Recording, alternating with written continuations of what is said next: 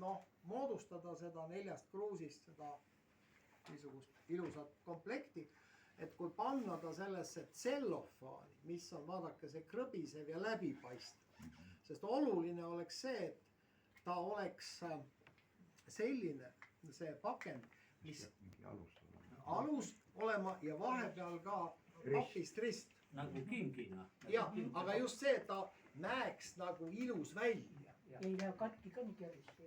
Et ei lähe katki ja et on ilus, näeb välja ja siis inimene tahab osta. Aga vaat, kui on need 4 kruusi eraldi topsis, siis see, noh, siis ta ei näe nii ilus välja. Et selle tõttu ilmselt peab mõtlema seda, et kui osta seda tsellofaan nagu,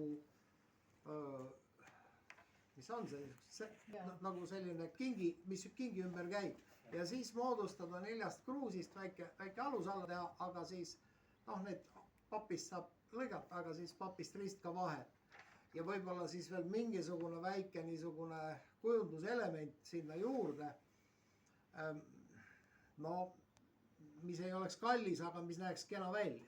Et ühesõnaga selle kogu selle komplekti oma hind peaks jääma 30 euro raames, rohkem ei tohiks olla. Väga normaalne. Ja, et siis saaks 4 kruusi 30 euro sellega ja siis saaks neid 40 euroga müüa.